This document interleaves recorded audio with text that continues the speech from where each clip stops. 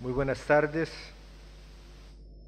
Quisiera, en primer lugar, agradecer a la señora decana de la Facultad de Derecho de la Universidad de la República, al señor representante de UNICEF, lo mismo que también saludar al señor embajador de Costa Rica que se encuentra aquí presente.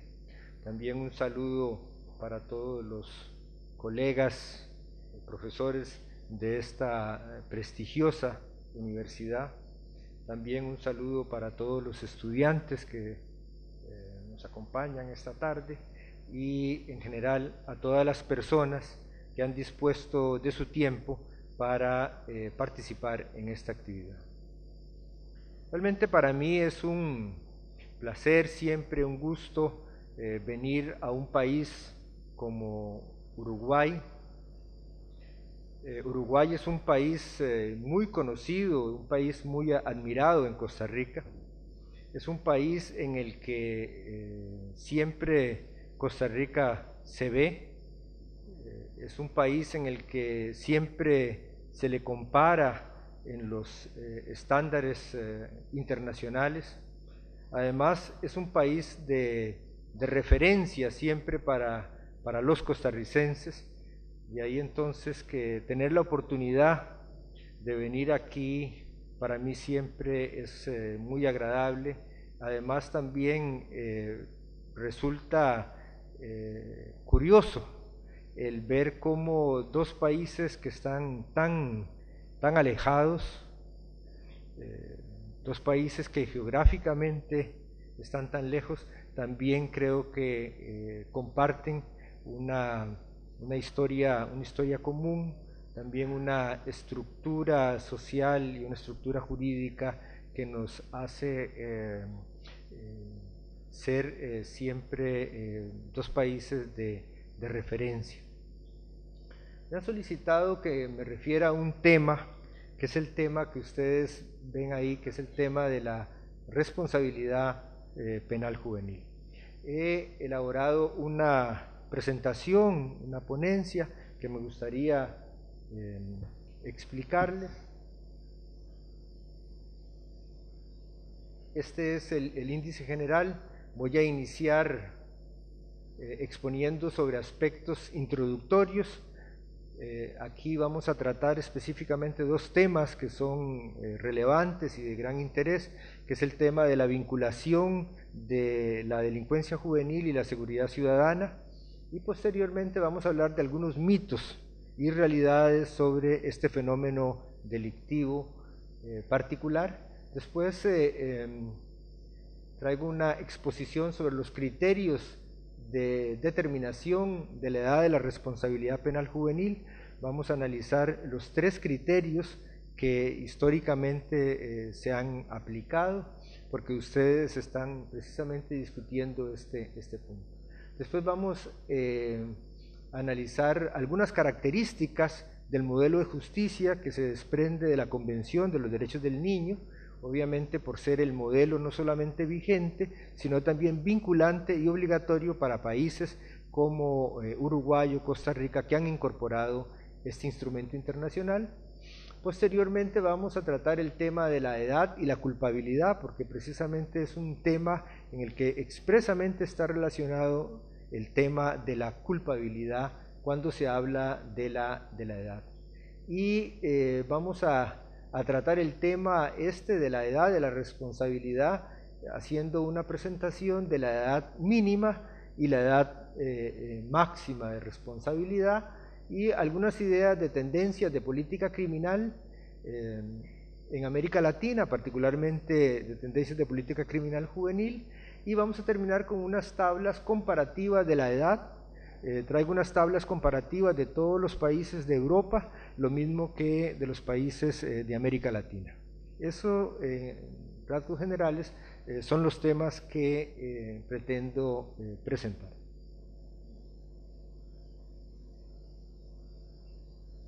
Lo primero que me parece importante mencionar, y creo que aquí en Uruguay, al igual que la mayoría de los países de nuestra región, el tema de la seguridad o inseguridad ciudadana tiene un carácter de relevancia primordial. Este carácter de relevancia primordial ha sido medido por las encuestas en casi todos nuestros países y ocupa un lugar destacado, incluso a veces un lugar destacado dentro de la ciudadanía, superando otros temas de relevancia social como podría ser el empleo, por ejemplo, la educación, el tema de la vivienda. De ahí entonces que al ser un tema tan relevante socialmente, también despierta el interés de todos los sectores sociales y particularmente el interés también de los políticos. Este debate sobre el tema de la seguridad es un debate muy actual, no es exclusivamente acá, digámosle, del Uruguay, sino que, como les digo, de prácticamente todos los países de la región. Y se percibe a la sociedad actual como altamente violenta, como una característica actual de la sociedad, y esta violencia se percibe como una violencia individual, como una violencia grupal, la violencia intrafamiliar, el crimen organizado, el narcotráfico, el tema de las armas. Esta percepción de la sociedad actual como una sociedad violenta forma parte de lo que posteriormente voy a explicar de parte de los mitos, porque en realidad la sociedad actual, para decir que es una sociedad más violenta o una sociedad más violenta que el pasado, en realidad es muy difícil la cuantificación. Lo importante es que se vincula este tema de inseguridad ciudadana al tema de la violencia. Y ante esta violencia se demanda un mayor incremento de la punición, un mayor incremento del castigo. Y ante esto se proponen particularmente estrategias generalmente simplistas que buscan la solución de la violencia y el delito a través de propuestas simples, omitiendo un análisis realmente explicativo del fenómeno de la violencia. Las principales propuestas que se escuchan, yo las podría resumir en estas 4 estrategias. Es un mayor incremento en el número de conductas delictivas, es decir, aumentar conductas que antes no eran delito y que son delito. Ya quedan muy pocas conductas que no son delito, pero siempre la idea de incrementar las conductas delictivas, por ejemplo, en el tema de la violencia intrafamiliar, por ejemplo. El incremento de las penas de prisión, generalmente como una estrategia al problema del delito. Se percibe también la respuesta al delito centrada en la pena privativa de libertad y la reducción de las garantías judiciales también, por ejemplo, el tema de la prisión preventiva, por ejemplo, ordenarla automáticamente por algún tipo de delito, la reducción de los plazos e incluso reducción de garantías como la utilización de los recursos legales. Y también dentro de las estrategias es el rebajo de la edad de la responsabilidad penal. Es decir, se propone como parte de las propuestas de solución rebajar la edad de la responsabilidad penal. Vamos a verlo. Este tema también es un tema que ha sido debatido y ha sido discutido. Por lo menos también en Costa Rica hubo un proyecto de ley que intentó rebajar la edad de la responsabilidad penal y afortunadamente los diputados llegaron a la comprensión de que era incompatible con la Convención de los Derechos del Niño, además con las interpretaciones del Tribunal Constitucional, entonces se retiró. Pero quizás como una idea conclusiva aquí, para terminar esta primera parte, el delito es algo más complejo.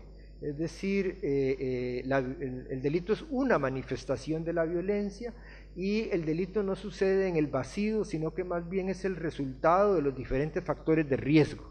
Y es en los factores de riesgo en donde se debería centrar la acción en lugar de en la consecuencia o en el resultado. Quizás esta idea se entiende mejor con un ejemplo. Si sabemos que el fumado es un factor de riesgo para producir cáncer del pulmón, deberíamos de centrarnos en estrategias para reducir el fumado y consecuentemente reducir el riesgo de cáncer en el pulmón. Entonces, las verdaderas estrategias que van a prevenir el delito son las estrategias que se centran en precisamente los factores de riesgo, que es otro tema que no lo puedo desarrollar por razones de tiempo, pero quisiera manifestarles esta idea.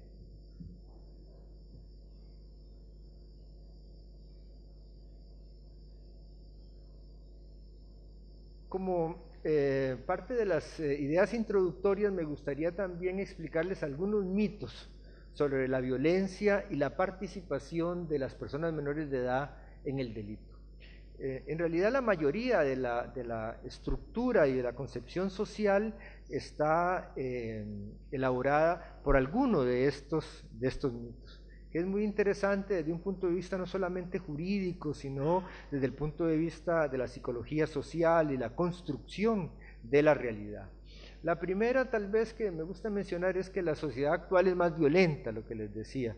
Esto generalmente lo oye uno o lo dice, y creo que conforme nos vamos haciendo más viejos, es decir, tenemos la percepción de que el pasado siempre fue mejor, entonces decimos, bueno, la sociedad actual es más violenta. Antes no sucedía esto en Montevideo, ¿verdad? Y en cambio ahora sí sucede esto. Entonces se percibe el tiempo como un condicionamiento importante y que marca la violencia. Lamentablemente también hay que reconocer que la violencia es una marca indeleble, pareciera, en la historia de la humanidad. Lo que hay son diferentes manifestaciones de violencia dependiendo de la época y de la estructura social.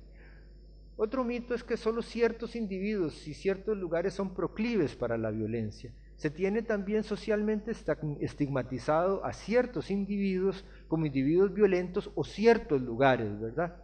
Por ejemplo, en Europa se percibe a los extranjeros como personas violentas, o algunos lugares también socialmente se identifican como lugares violentos. En todas nuestras ciudades hay barrios o hay comunas en las cuales se percibe como lugares violentos. Eso también es un mito, porque la violencia sucede en todos los estratos sociales y también sucede también en cualquier individuo. Y el ejemplo más claro de esto es los centros educativos. Los centros educativos deberían de ser los lugares más seguros. Cuando dejamos a nuestros hijos en un centro educativo, creemos que están en un lugar seguro, pero realmente los centros educativos son centros en donde hay una alta cantidad de violencia, no solamente violencia entre los estudiantes, sino que violencia también entre los estudiantes y los educadores, entre los mismos educadores, en fin. Esto es un mito de creer que solo ciertos individuos son proclives a la violencia. O el otro es de que los adolescentes son responsables del aumento de la violencia. Generalmente se percibe de que los responsables de la inseguridad y de la violencia son los adolescentes, cuando en realidad habría que decir que el delito que cometen los adolescentes es un delito que estadísticamente, por lo general, en la mayoría de los países no pasa del 10%. Incluso a veces mucho menos, ¿verdad? Pero se le atribuye la responsabilidad de la violencia y del aumento de la violencia a ese delito. Quizás lo voy a decir de una vez porque ayer un periodista me preguntaba, ¿y por qué usted cree esto? Cuando yo le explicaba esta idea, y antes de que se me olvide, ¿por qué es que se percibe que los adolescentes son responsables del aumento de la violencia? Esto es por lo siguiente, porque el delito que cometen los adolescentes es un delito que produce mayor alarma social que el que cometen los adultos. Digamos, si un adulto comete un homicidio hoy en la noche y mañana los medios de comunicación lo divulgan, no produce el mismo efecto que si ese mismo delito, ese mismo homicidio lo comete un adolescente. Es decir, produce mayor alarma social. Y entonces lo interesante es por qué produce mayor alarma social. Mi profesor en Alemania, el profesor Kaiser, se responde a esa pregunta y dice él que produce mayor alarma social porque la sociedad percibe no solamente el delito presente, sino que lo percibe como un delito del futuro, precisamente por la edad en que se encuentra el adolescente. Bueno, no voy a poder explicar todos estos mitos, son muy interesantes, ¿verdad? Bueno, por ejemplo, el tema de la impunidad, a pesar de que existen leyes, como aquí en Uruguay y muchos países en donde se castiga, donde realmente hay una sanción, pero la sociedad percibe de que los adolescentes actúan impunemente. Lo mismo que las sanciones alternativas no funcionan y que la única sanción es la sanción privativa de libertad. Este es un mito muy interesante que bueno, que creo que aquí ya lo han llevado a una norma legal, que es el de responsabilizar, por ejemplo, penalmente de las conductas delictivas a la familia, a los padres o a los maestros, ¿verdad? O, por ejemplo, de las políticas de cero tolerancia o mano dura son las más exitosas. Para esto voy a presentarles al final una filmina de países en donde se ha aplicado estas políticas de cero tolerancia o políticas de altamente represión, para ver de que en realidad no se produce una mayor seguridad en estos países. O, por ejemplo, de que hay que aplicar la ley penal de los adultos a los adolescentes, rebajando la edad de la responsabilidad penal. Estos son algunos de los mitos, como les digo, no los puedo explicar todos, pero en realidad ninguno de estas ideas o estos presupuestos que están aquí establecidos en realidad están sometidos a algún tipo de comprobación seria o una comprobación que realmente produzca lo que se estaría buscando, que es mayor seguridad. Bueno, vamos a pasar al siguiente tema, que son los criterios de determinación de la responsabilidad penal. En realidad, siempre, tanto la doctrina como, no solo la doctrina jurídica, sino que también los otros saberes, como la filosofía, la teología, el derecho, desde luego, se han planteado sobre el tema de la responsabilidad. Y el primer criterio que por lo menos se encuentra codificado es el criterio del discernimiento. Y sobre el criterio del discernimiento es muy importante que esto coincide con un modelo punitivo o una etapa penal indiferenciada. Esto significa en donde no había ninguna diferenciación con respecto a la responsabilidad de una persona menor de edad y de la responsabilidad de un adulto. Esto corresponde a los conceptos de la escuela clásica del derecho penal. Y el discernimiento funcionó como una determinación de la responsabilidad en España. En realidad España lo incorporó en este Código Penal de 1822. Fíjense la fecha, porque es una fecha en la que casi todos nuestros países de América Latina estaban adquiriendo la independencia o recientemente la habían adquirido. Entonces, este Código español de 1822, que es la recepción del Código Penal francés, que si no me equivoco es de 1809, pero no estoy seguro, influyó en todos los códigos de los países de América Latina. Costa Rica, por ejemplo, tuvo la independencia en 1821. Imagínense, yo me imagino en 1821 en Costa Rica y le dicen, bueno, España acaba de aprobar un código penal, entonces simplemente lo copiaron. Y yo me imagino que en la mayoría de los países igualmente así sucedió. Es lo que coincide con la idea de Zaffaroni del primer desembarque, que tiene un libro sobre los códigos de América Latina y habla de los primeros desembarques de las legislaciones, y entonces esto sería, digamos, uno de los primeros desembarques de legislación.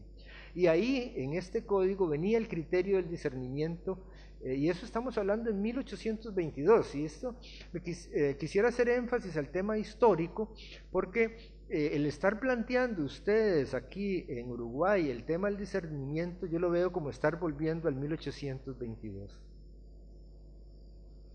Esto fue utilizado en todos los países de América Latina y Chile fue el último país que lo mantuvo vigente. Y vean que eso fue en el 2005, es decir, es un criterio que se utilizó en todos los países. Y hay una frase de Jiménez de Azúa, que todos conocemos, que dice es la piedra angular de la inimputabilidad de menores. Y esa expresión Jiménez de Azúa la tiene en un trabajo que precisamente tiene como lugar de publicación aquí en Montevideo. En 1929 hay un trabajo de Luis Jiménez de Azúa que el trabajo se llama Delincuencia Juvenil y Tribunal de los Niños. Y en esa publicación, Luis Jiménez de Azúa, que creo que es uno, por lo menos de los penalistas de lengua castellana que más ha escrito, fundamenta precisamente en el discernimiento y lo menciona como una piedra angular de la inimputabilidad de los niños. El discernimiento funcionó entonces como un criterio delimitador. La definición del discernimiento no es sencilla y precisamente fue por eso que este concepto se eliminó, porque involucra aspectos sociales, psicológicos, morales, legales, incluso religiosos como el libre albedrío. No existe en realidad un consenso sobre el significado del discernimiento y en realidad se trata casi de un sistema de libre apreciación de parte del tribunal. Es decir, es el ejemplo más claro de la mayor discrecionalidad posible, porque es el tribunal, es el juez el que va a decir si la persona actúa o no con discernimiento. Este concepto es tan cuestionado y sobre todo en países como los nuestros, ¿verdad? Porque cómo establecer un criterio de discernimiento de un adolescente, imaginémonos un adolescente de una zona urbana, un adolescente de una zona rural, o un adolescente indígena, por ejemplo, o un adolescente de padres académicos. En fin, es sumamente impreciso, es un concepto completamente inseguro y ese fue uno de los cuestionamientos por los cuales este criterio se consideró superado. Este criterio del discernimiento en realidad consideraba a los niños como adultos pequeños y los niños eran sometidos a las mismas reglas de las personas de los adultos, con la excepción de la atenuación de las penas. Tiene una concepción retributiva de la ley penal y desde luego no se percibe ningún tipo de garantía. El segundo criterio que se utilizó para el tema de la responsabilidad de carácter penal es lo que yo he denominado la anormalidad personal. Esto coincide con un modelo de justicia juvenil que todos conocemos, que es el modelo tutelar. En este modelo tutelar, las personas menores de edad son consideradas como personas incompletas, anormales, necesitadas de asistencia. Precisamente por eso necesitaban de una medida tutelar, es decir, una medida que tiene teóricamente una connotación de carácter positiva. Además, aquí en este modelo es el reflejo de la ideología del positivismo. Es el juez médico, en realidad, que va a sanar y va a curar precisamente todas las anormalidades de la persona y en este caso de los niños. Este criterio de la normalidad personal se caracteriza también, entre otros aspectos, porque no tiene ningún límite inferior. Todos los niños podían ser sujetos de una medida de carácter tutelar. Y la imposición de estas medidas tutelares, como todos ustedes saben, tiene como base la famosa llamada situación irregular. Y esta situación irregular, además de la comisión de un delito, podía ser cualquier condición. Y esto lo define muy bien la misma legislación española, que hablaba de una ausencia material y moral, ¿verdad? Entonces eso puede ser cualquier cosa. Y desde luego aquí no se reconocen ningún tipo de garantías propias de un Estado democrático, de un Estado de Derecho, y este modelo, por lo menos desde un punto de vista teórico, perdió vigencia desde la aprobación de la Convención de los Derechos del Niño en el año 89. El otro criterio, que es el criterio que yo diría actualmente vigente y que proviene del acervo del sistema de Naciones Unidas, es el criterio de sujeto de derecho, es decir, entender a los niños en general y a los adolescentes como sujetos de derecho. Esto coincide con el modelo de justicia o el modelo de responsabilidad, y precisamente se caracteriza porque derivan también no solamente derechos, sino que una capacidad de responsabilidad por la comisión de hechos de carácter delictivo. Esta concepción de sujeto de derecho superó dos aspectos fundamentales y de enorme discusión en el derecho penal, que es el tema de la imputabilidad y el tema de la culpabilidad.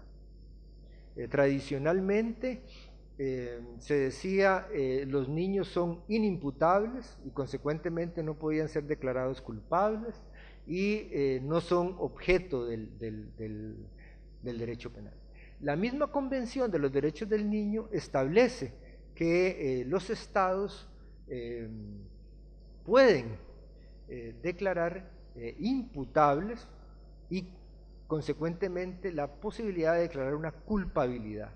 Ahora, la construcción de esa imputabilidad y de esa culpabilidad es diferente al de las personas mayores de edad. Pero dentro de este modelo, esa concepción de sujetos de derecho conlleva también ese principio de responsabilidad. Tiene también este modelo un criterio de determinación de carácter más objetivo, que es el tema de la edad propiamente, que ahora vamos a avanzar en esto para ver que es un criterio de carácter jurídico normativo. La tendencia en los países de América Latina es los 12 años, a partir de la cual se establece una imputabilidad y una culpabilidad especial, diferente a lo de los adultos, y como frontera los 18 años. En Europa la tendencia es de los 14 años. Aquí me gustaría mencionarles también que este criterio puede ser cuestionado, puede ser discutible. Vamos a ver que no hay un consenso internacional con respecto a estas edades, pero es importante que produce seguridad jurídica y reduce la discrecionalidad o la arbitrariedad de carácter judicial. Y entonces no son criterios como el discernimiento, el grado de madurez suficiente, el libre albedrío, sino que son criterios de carácter objetivos. Es un criterio también que está en relación con el desarrollo del acervo del Sistema de Naciones Unidas en materia de justicia juvenil. Bueno, precisamente por esto me gustaría mencionar algunas características de este modelo de justicia juvenil.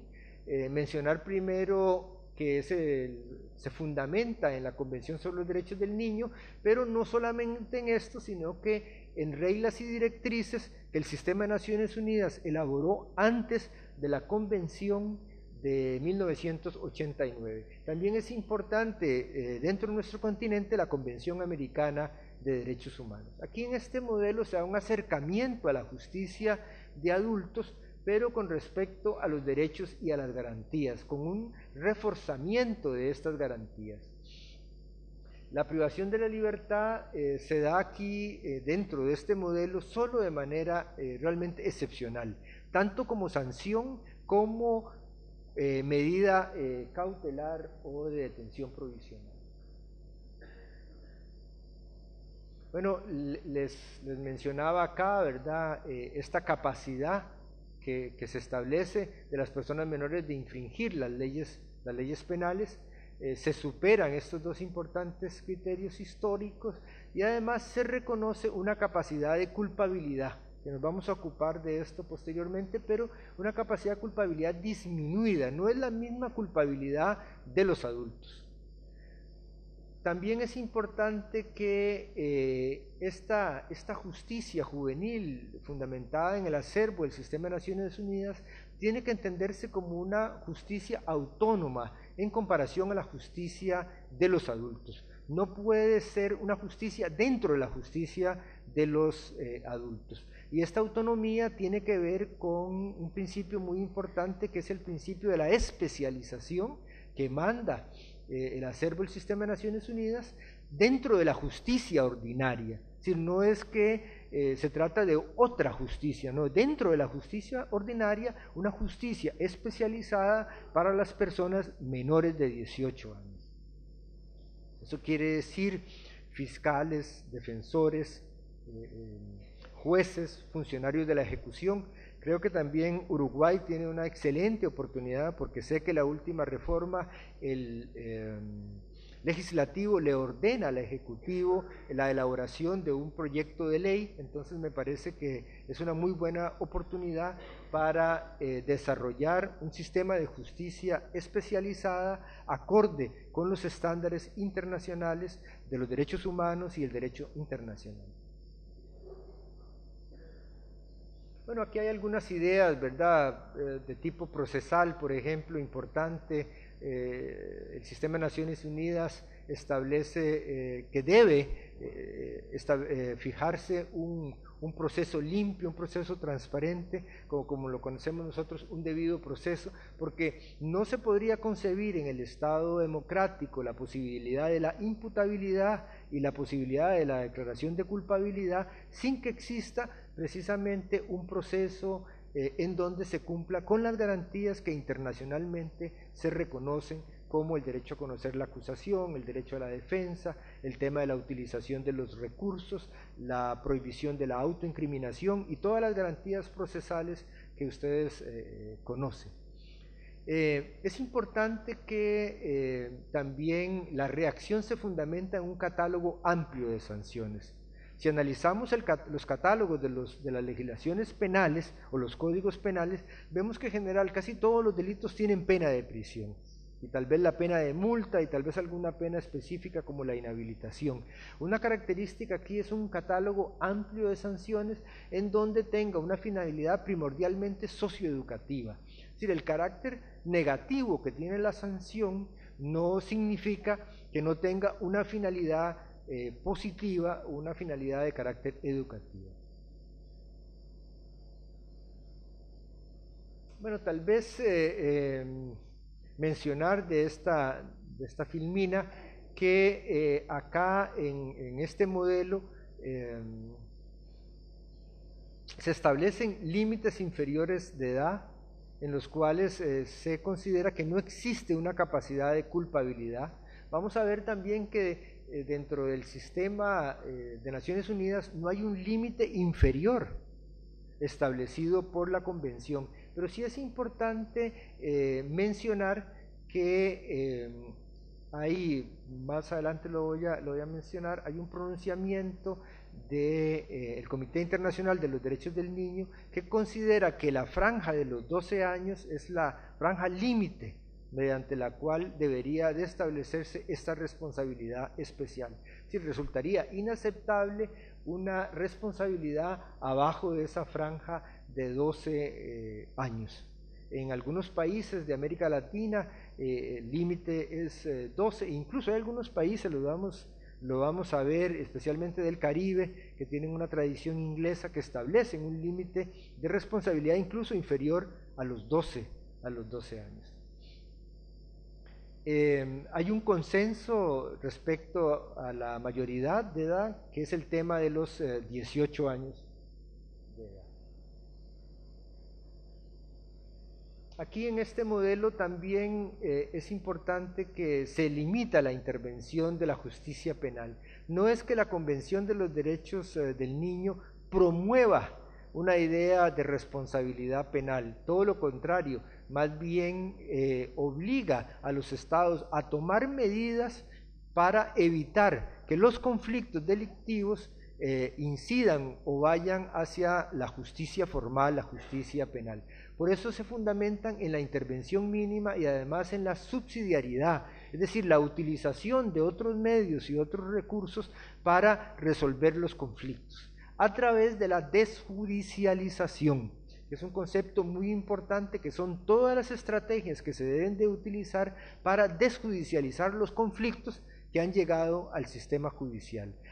Institutos de la desjudicialización, por ejemplo, el criterio de oportunidad, los archivos fiscales, el desistimiento, también en el ámbito jurisdiccional, las conciliaciones, la suspensión del proceso aprueba la reparación de los daños. Es decir, una estrategia desjudicializadora del conflicto para evitar que la mayoría de los conflictos lleguen a una sentencia y consecuentemente lleguen posiblemente a una condena. En la mayoría de los países de América Latina se ha incorporado este modelo y este criterio. Es decir, casi todos nuestros países de América Latina son muy dados a suscribir todos los instrumentos y los convenios internacionales, pero eso no significa que sean una realidad. Por eso aquí yo he hecho esta filmina en donde se dice que legislativamente este modelo ha sido incorporado más o menos de una manera siguiendo esas directrices, pero esto no significa que se haya implementado, de ahí que se mantiene esta dicotomía en nuestros países de lo que las legislaciones dicen, ¿verdad?, y lo que en la práctica o en la realidad sucede. Hay falta de compromiso, además de recursos que siempre se habla, pero en general hay inconsistencias y contradicciones entre la política criminal local o doméstica y los convenios internacionales. Bueno, voy a analizar este tema de la culpabilidad, que me parece un tema muy importante. Primero habría que mencionar que la culpabilidad es un principio fundamental en el Estado de Derecho, y para el derecho penal juvenil resulta de enorme importancia la incorporación de la culpabilidad. Dentro de la culpabilidad se encuentra también inmersa todas las teorías de la pena o las teorías de la sanción, dependiendo qué concepción tengamos o qué teoría se hable de la sanción, como las teorías absolutas, por ejemplo, que establecían el castigo por el castigo, ¿verdad?, o las teorías relativas en las cuales se establecen fines de prevención general o fines de prevención especial, o teorías integradoras que combinan los aspectos de la prevención general y la prevención individual. Pero importante es que la culpabilidad tiene que reconocerse como una garantía. De ahí que toda sanción supone la necesaria demostración de la culpabilidad, y la sanción no puede sobrepasar la medida de la culpabilidad. Y esto aquí es muy importante en la justicia juvenil, porque vamos a ver cómo funciona en la justicia juvenil. Y es importante también que la culpabilidad se determina por el hecho, principalmente. Es decir, el hecho es lo que fundamenta el juicio de la culpabilidad. En la justicia juvenil hay que hacer algunas precisiones con respecto a esto.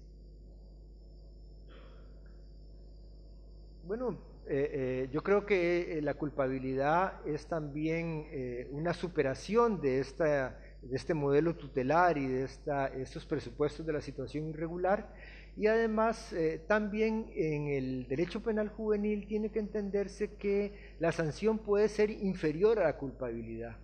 Incluso vean esta expresión de Roxin, que la disminución de la sanción puede llegar hasta tanto lo permitan los criterios preventivos. Es decir, aquí Roxin nos está guiando sobre lo que anteriormente mencionaba, sobre los fines que se buscan. Es decir, los fines de carácter preventivos deben de considerarse para efectos de la disminución de la sanción, y particularmente en la justicia juvenil. También es importante el subprincipio de la necesidad, porque junto con la proporcionalidad también hay que considerar otro principio que es importante, que es el de la proporcionalidad. Y la proporcionalidad, como también ustedes conocen, un subprincipio es la necesidad, es decir, es la demostración de que esa sanción es y resulta necesaria. Pero además también hay que vincularla con la idoneidad, es decir, que esa sanción busque el cumplimiento del fin propuesto en la ley. Así, por ejemplo, si se dice que la sanción tiene que cumplir una finalidad de carácter educativa, entonces demostrar que esa sanción, y a través de esa sanción se va a cumplir la finalidad. Y solamente si la sanción cumple con los principios de la proporcionalidad, es una sanción que se ajusta a la Constitución. Porque una sanción que no se ajuste a la proporcionalidad resulta contraria a la Constitución por ser un principio de carácter constitucional. Y esto se debe utilizar también en el razonamiento del juez. Vamos, si el juez impone una sanción privativa de libertad, debería demostrar la necesidad de esa sanción privativa de libertad y además que con esa sanción privativa de libertad se cumplen los fines, es decir, cumple el subprincipio de la idoneidad. Porque a la base de esto existe también una concepción muy importante, es decir, que todo el derecho en realidad es un instrumento, en realidad el derecho es un medio para buscar un fin. La sanción y el derecho no es un fin en sí mismo. ¿Y cuál es el eje central de todo un sistema democrático, un Estado de Derecho? La persona. Es decir, la persona humana. Es decir, esto que puede significar un poco tautológico, pero me gusta decirlo, por la naturaleza que debe de tener la determinación de una sanción. Muy importante, es otro tema que es el tema de la determinación de las sanciones, y a mí me gusta siempre mencionarlo y hacer énfasis sobre todo a los jueces, que son los que van a decidir el quantum de la sanción y van a decidir el tipo de la sanción.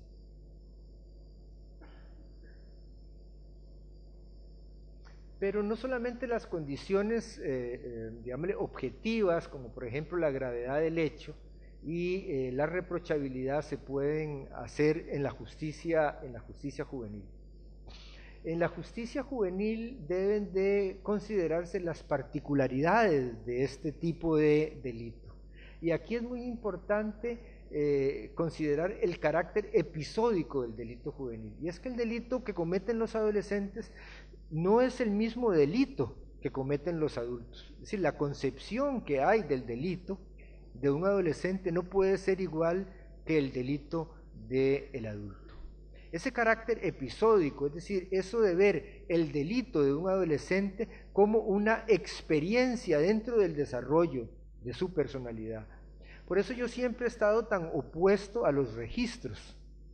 En Costa Rica tenemos un debate en el cual no nos ponemos de acuerdo, o por lo menos algunas personas no están de acuerdo conmigo y yo no estoy de acuerdo con ellos, en registrar las condenas de las personas menores de edad, ni mucho menos utilizar las condenas para la edad adulta, porque realmente registrar las condenas y utilizarlas en la edad adulta es realmente inscribir a un adolescente en una carrera delictiva. Hay que entender el delito como un episodio, como un capítulo dentro de su proceso de desarrollo. Es algo también importante para entender la culpabilidad. Y creo que es importante en la justicia penal juvenil centrarse también en aspectos de carácter subjetivo y la culpabilidad orientarla a los fines como anteriormente dije.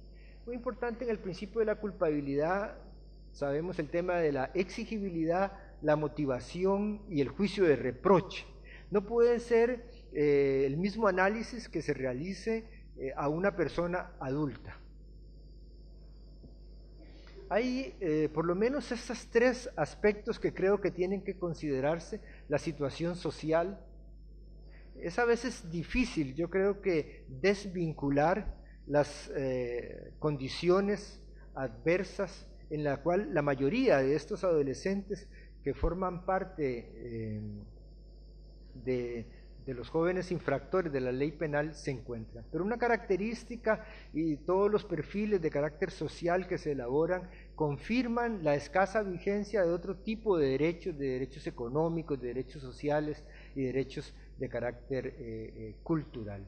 Incluso se habla de un concepto que yo casi nunca utilizo, que es el concepto de la corresponsabilidad de carácter social, ¿verdad? Incluso Zaffaroni habla de eso. Zaffaroni siempre dice palabras muy sugestivas, ¿verdad? Como un ideólogo del derecho penal que es. Entonces él habla de una corresponsabilidad de carácter social. Eso suena muy bien, pero a mí me gustaría verlo más en una sentencia. ¿verdad? Más que en un discurso teórico. Claro, es decir, establecer una corresponsabilidad de carácter social, ¿verdad? Pero yo creo que más bien es importante a la hora que se va a determinar la culpabilidad considerar esta vigencia de los derechos económicos, sociales y culturales que tienen la mayoría de estas personas. Y además también el proceso de selección del sistema penal. Y aquí realmente hay que mencionar el fenómeno que se llama el fenómeno de la criminalización, ¿verdad? Que es un fenómeno diferente al crimen o al delito. Es decir, el fenómeno de la criminalización, hay individuos que están criminalizados ya, y ahí juega un rol muy importante las policías. Ustedes pueden verlo en la ciudad, igual pasa en San José, y que me imagino que aquí también en Montevideo. Pasan tres muchachos y la policía ya los detiene y les pregunta y a veces hasta los requisa. Pasa uno y nadie lo detiene. Y entonces hay una construcción social de un joven como un joven ya criminalizado socialmente.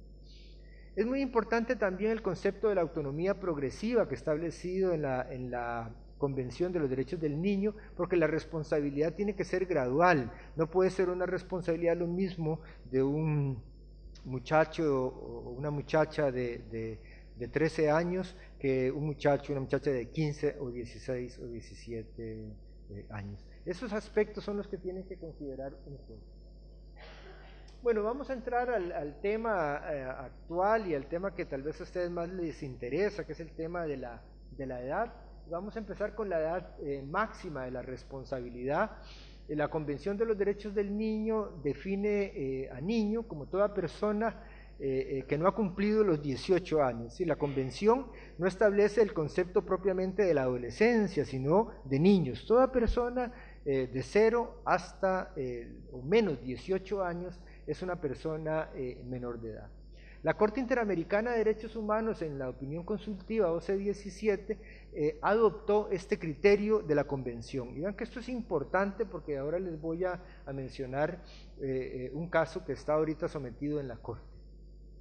Además, también hay un consenso internacional de la mayoría de edad a los 18 años y también esto se encuentra en la observación general número 10 del Comité de los Derechos del Niño. Consecuentemente, hay un compromiso de parte de los estados de establecer un régimen especial de responsabilidad para las personas menores de 18 años. Es decir, los 18 años se convierten en una frontera, en un límite en el cual bajo esa edad hay una obligación internacional de establecer un sistema de responsabilidad especializado para estos individuos.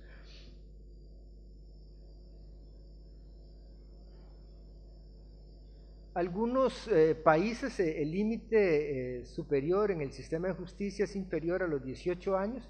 El ejemplo que yo conozco en los Estados Unidos, en algunos estados de los Estados Unidos, creo que son como 6 estados, a los niños mayores de 18 años se les procesa como adultos.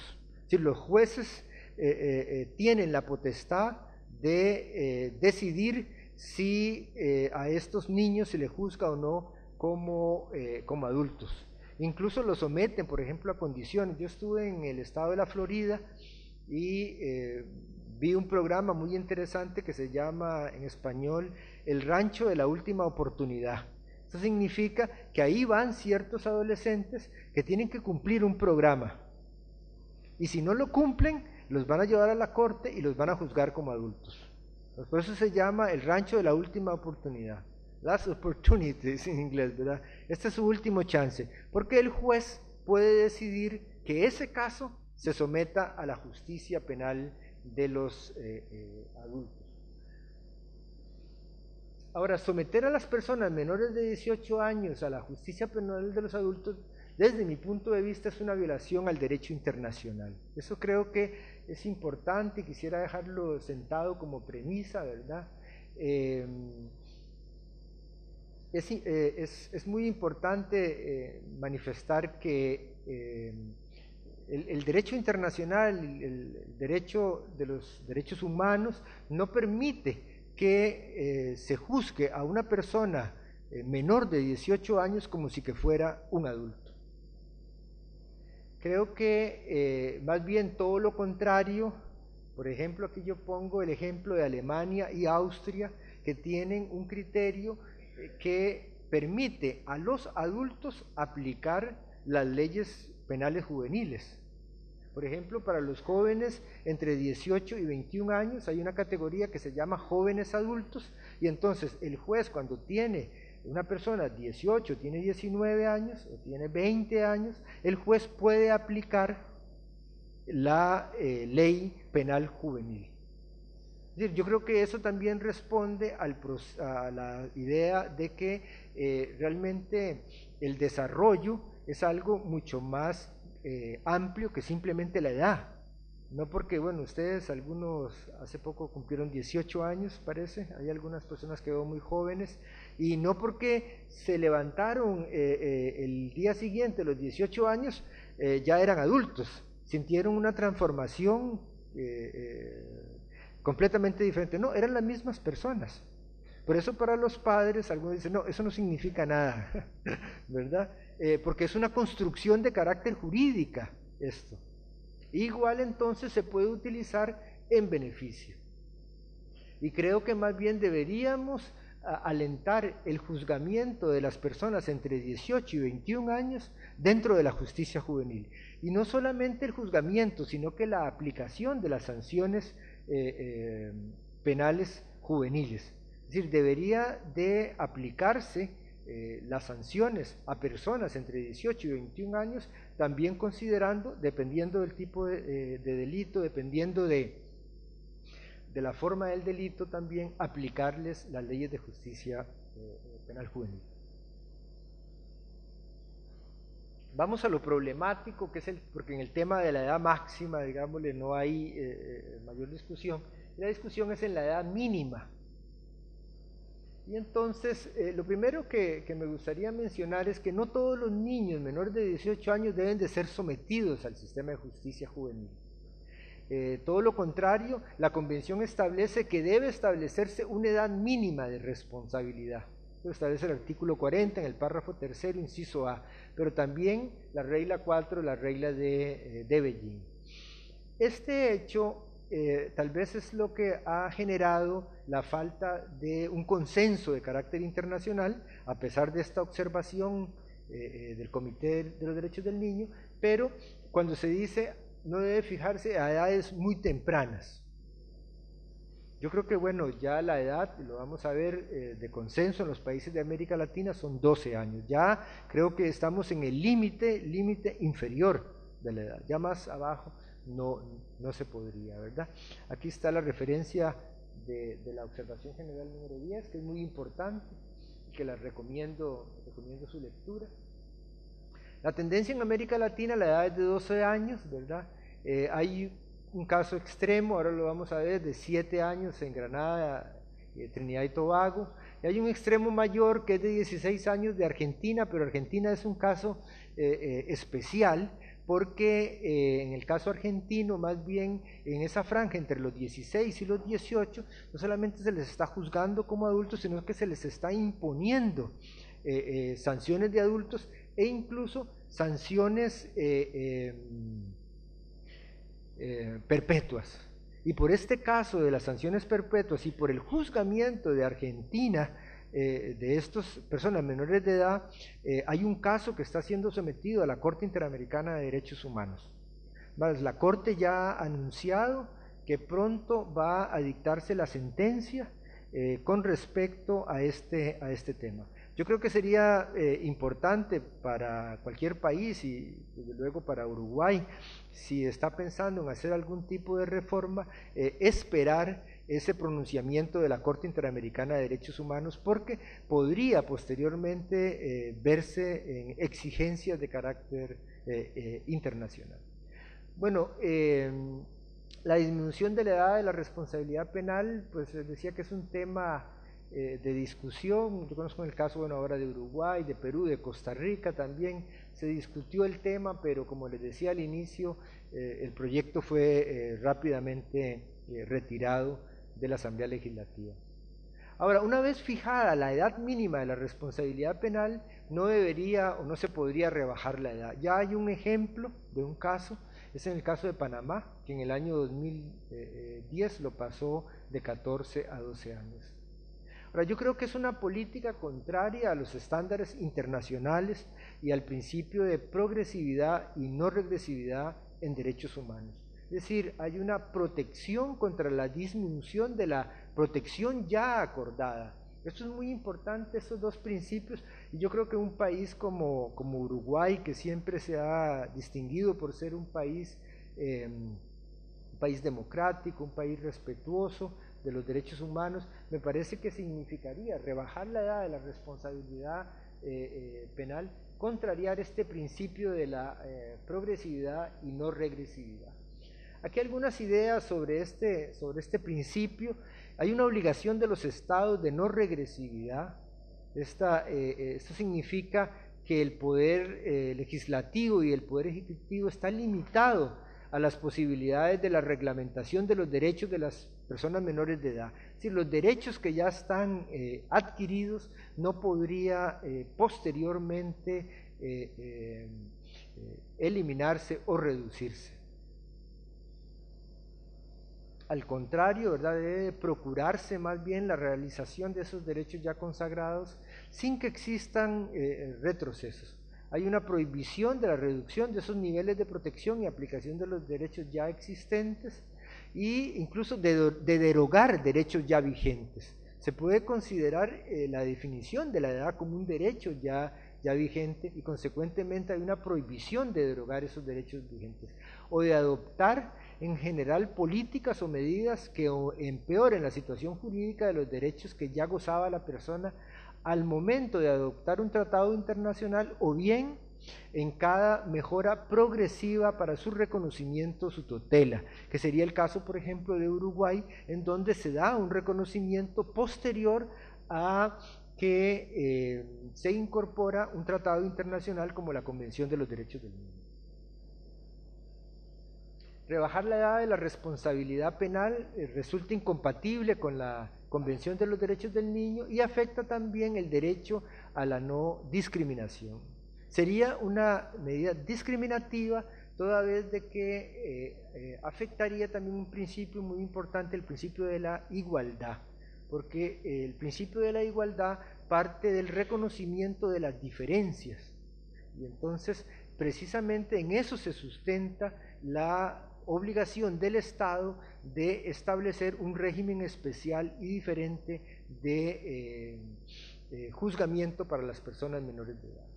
Y resulta inaceptable también la categorización de delitos graves para considerar excepciones a la edad mínima de la responsabilidad penal para infringir las leyes penales. Porque muchas veces dice, bueno, vamos a establecer ciertos delitos, ¿verdad? Y con esos delitos vamos a establecer que las personas menores de 13, 14, 15 años, cuando cometen esos delitos, entonces se les va a aplicar el sistema penal de los adultos.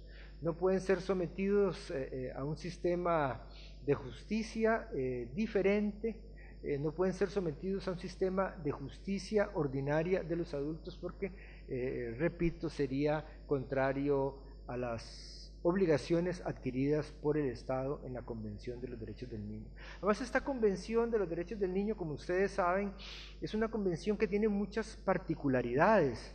Y una de las particularidades es que esta convención tiene un carácter programático.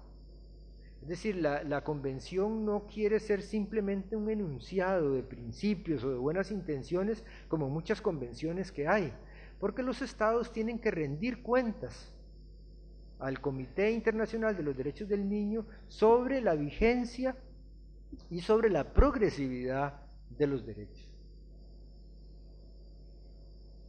Eso es importante también, ¿verdad? Porque en algunos casos me han consultado qué pasa cuando los niños, ¿verdad?, abajo de ese límite inferior cometen un delito. Ya se ha dado casos, ¿verdad? Bueno, en el caso de Panamá también se generó esa rebaja porque niño de 12 años, me parece, eso fue lo que me contaron, mató a un taxista y entonces generó un gran efecto, ¿verdad?, a nivel de carácter social que produjo esa rebaja.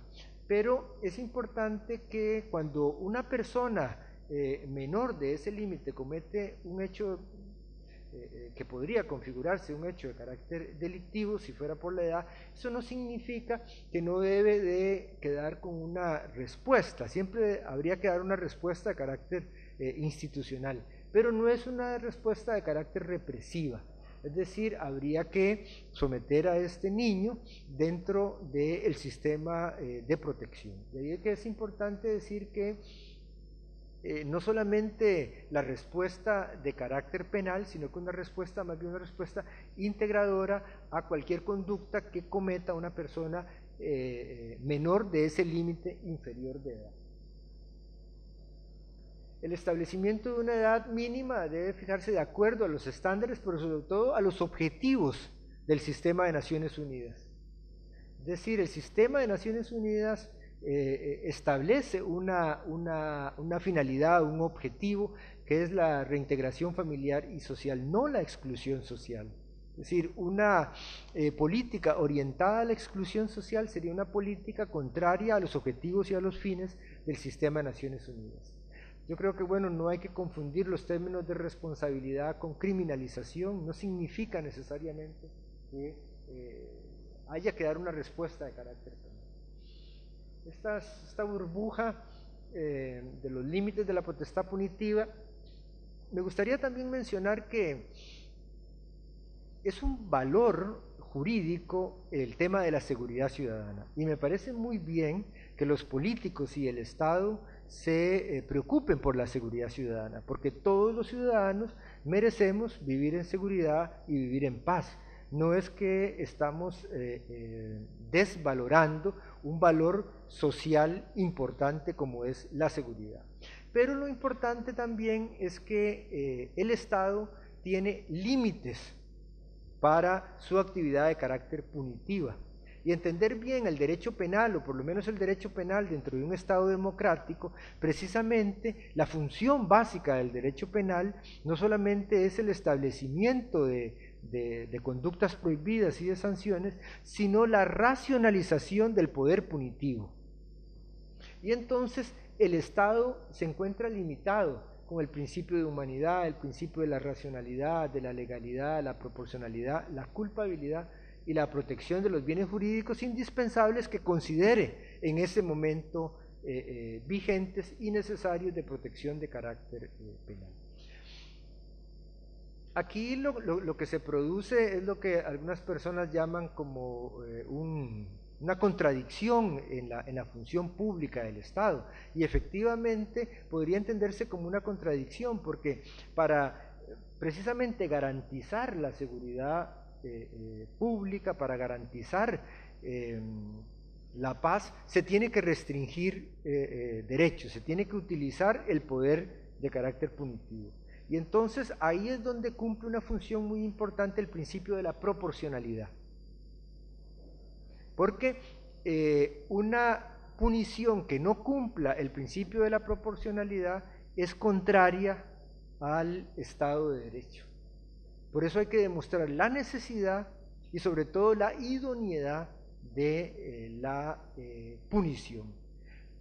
Eso es muy importante porque yo creo que no es que el Estado puede ilimitadamente establecer conductas o establecer penas, sino que hay límites importantes que nada más se los dejo mencionado. Ese sería el tema de toda una charla, desarrollar esos principios.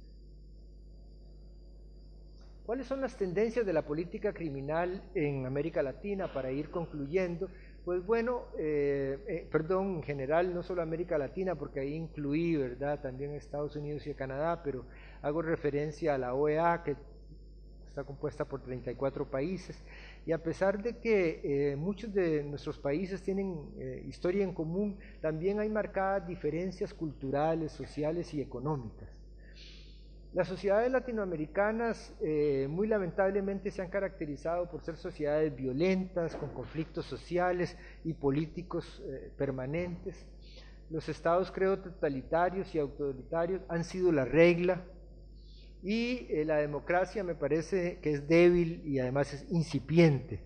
Esto puede ser un poco crítico y cuestionado. Esto lo dije yo en una reunión en donde estaban representantes de los estados, en una reunión que me invitaron de la OEA, y yo creo que no les gustó mucho que les dije esto, pero bueno, es una opinión nada más. Me parece que realmente el Estado democrático es todavía en la mayoría de nuestros países una aspiración.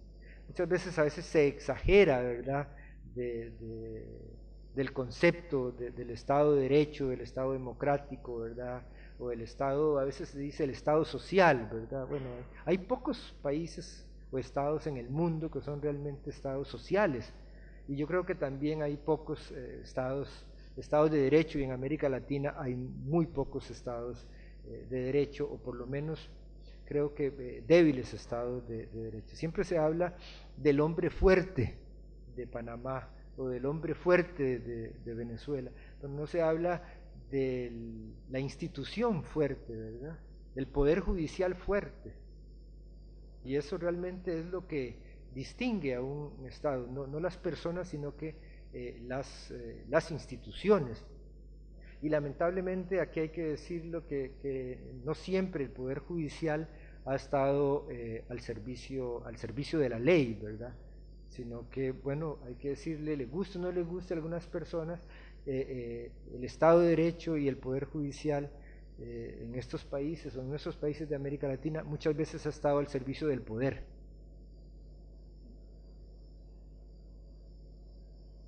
Y también hay que considerar que hay una débil política social, ¿verdad? Creo que cada vez un poquito mejor, pero sigue siendo una política social débil, especialmente para la niñez y la adolescencia. Hay una altísima desigualdad. Por ejemplo, en el caso de Costa Rica es interesante, la pobreza en Costa Rica se ha mantenido, en realidad entre un 18 y un 20%, ¿verdad? Distintos criterios, pero sí ha aumentado la desigualdad. Y una característica, y que yo creo que uno de los criterios que siempre oigo que se compara con Uruguay, es la extensión de la clase media, ¿verdad? Es una clase media que se dice en caso costarricense está estancada, ¿verdad? Y más bien es una clase que se reduce y hay más desigualdad. Eso quiere decir que hay más personas que son más pobres, y hay un grupo pequeño de personas que son más ricas. Entonces, con respecto a los niños, bajo el eufemismo de la tutela y la protección se ejercen actividades represivas. Yo creo que pese a los cambios internos y a la ratificación de los instrumentos internacionales, la realidad no cambia. Hay penas perpetuas para adolescentes, ¿verdad?, el caso argentino, y hay ejemplos de políticas de exterminio de niños y adolescentes en Brasil, en Honduras, en El Salvador y en Guatemala.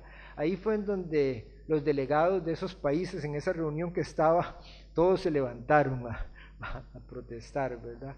Pero lamentablemente hay datos de esto. Y pues tradicionalmente hay esta dicotomía, ¿verdad?, de lo que la ley dice y lo que realmente se ejecuta. En realidad son sociedades violentas, con alta discriminación, exclusión, desempleo y también lamentablemente racismo. Vean lo que les mencionaba al inicio, ¿verdad?, de la América Central, de donde yo vengo, de Costa Rica, en donde en algunos países, en El Salvador y en Honduras particularmente, se han utilizado estas políticas de mano dura, y son precisamente en los países en donde las tasas más altas de los delitos más graves, como en el homicidio, se encuentran establecidas. En Honduras y en El Salvador son las tasas más altas de homicidio del mundo.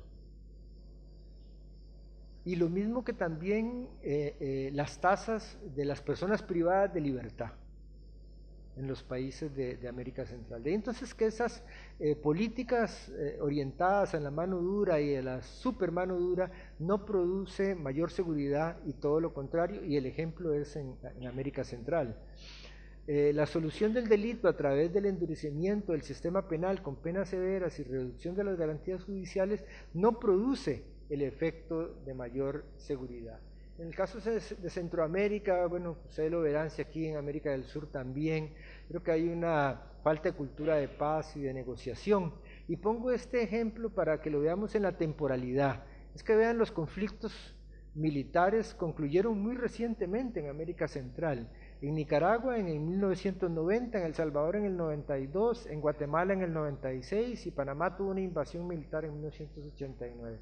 Belice apenas obtuvo su independencia en 1981. Entonces, por eso digo que son estados democráticos y estados de derecho muy, muy débiles. Y eso que se me olvidó poner en la filmina, el golpe de estado de Honduras, no hace muy poco. Y creo que por aquí en América del Sur también hay otros ejemplos. Bueno, vamos a ver las tablas comparativas, esto lo vamos a ver rápido. Aquí es una tabla comparativa de la edad de la responsabilidad penal en Europa. La tendencia es en casi todos los países establecer una edad de 14 años, incluso de edades más de los 14 años, salvo los países del Commonwealth, de Inglaterra y de Gales y de Irlanda, que tienen unas edades más bajas, pero es interesante aquí establecer que tienen prohibiciones también para el decreto de medidas privativas de libertad. Es decir, no se puede imponer medidas privativas de libertad ni como medidas cautelares, por ejemplo, a personas hasta los 16 o hasta los 15 años. Aquí están todos los países, bueno, desde Alemania hasta, bueno, pasando aquí está España, que todos conocemos muy bien, y bueno, hasta llegar a Ucrania, en todo el desarrollo en esos dos criterios. Y esta es la tabla comparativa de la edad en América Latina. Vemos aquí, estos datos lo obtuve de un informe muy importante que realizó la OEA. Aquí está un colega y amigo, Javier Palumbo, que tuvo una participación muy destacada en ese documento, que es un documento muy, muy, muy valioso, y yo recomiendo su lectura, porque hace un análisis de la situación de la justicia juvenil en América Latina, y esta información la obtuve de ese documento, y en donde vemos que la tendencia de la mayoría de los países es los 12 años, salvo los países del Caribe, ¿verdad? Vemos ahí donde está casi todos los países, ¿verdad? Dominica, Santa Lucía, Jamaica, Belice, Bolivia, Brasil, Canadá, Costa Rica, El Salvador, Ecuador, México, Panamá, Perú, Venezuela y Honduras. Hay otros países que tienen 13 años, dentro del cual está Uruguay, 14, Chile, Colombia y Paraguay, y bueno, y Argentina, que como les decía es un caso especial. Bueno, para concluir, algunos comentarios finales, para decirles que en realidad los fines de la justicia juvenil tienen que ser fines muy modestos. Debe utilizarse como un último recurso y solamente para los casos realmente graves y que así lo ameriten. La problemática, la mayoría de estos jóvenes no se va a solucionar a través de la justicia penal. Hay que mantener vigente 3 principios, el de la subsidiariedad, la intervención mínima y la desjudicialización. Me parece que el estándar de los 12 años de edad para adquirir una responsabilidad ya es bastante bajo en comparación con los países europeos, y en ningún caso debería, una vez fijada, rebajarse la edad de la responsabilidad penal en perjuicio de los derechos de los niños, que ya han sido derechos ya reconocidos. Esta tendencia en América Latina de 12 años para establecer una responsabilidad penal, yo creo que debería más bien aumentarse y alentarse, y poner como ejemplos países como Chile, Colombia y Paraguay. y debería establecerse más bien esta categoría de los jóvenes adultos que les mencionaba, el ejemplo de Alemania y de Austria, para aplicar el sistema de justicia juvenil en este grupo etario, dependiendo del caso y dependiendo del tipo de delito. Yo creo que la reducción de los derechos no significa beneficios mayores para la seguridad ni disminución del delito. Por el contrario, se va a aumentar la exclusión, va a aumentar la violencia y va a aumentar el delito. ¿Cómo debería ser la respuesta ante el delito? Yo la resumiría en estas tres ideas aquí, o estas tres frases que tengo subrayadas. Primero, en políticas de prevención. Una prevención, no solamente una prevención general, sino también una prevención especial, una prevención específica a través de políticas sociales. Una mínima intervención judicial.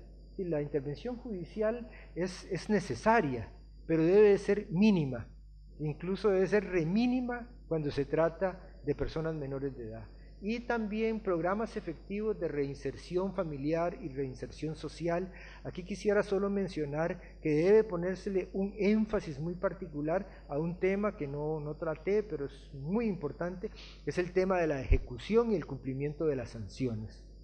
Esto debería ser objeto no solo de regulación especial también, sino que también debería ser prioridad del Estado el tema de la reinserción familiar y social. Yo creo que no es reduciendo derechos o libertades que vamos a obtener mayor seguridad, todo lo contrario, las sociedades que tienen más derechos y más libertades son las sociedades más seguras. Muchas gracias por la atención.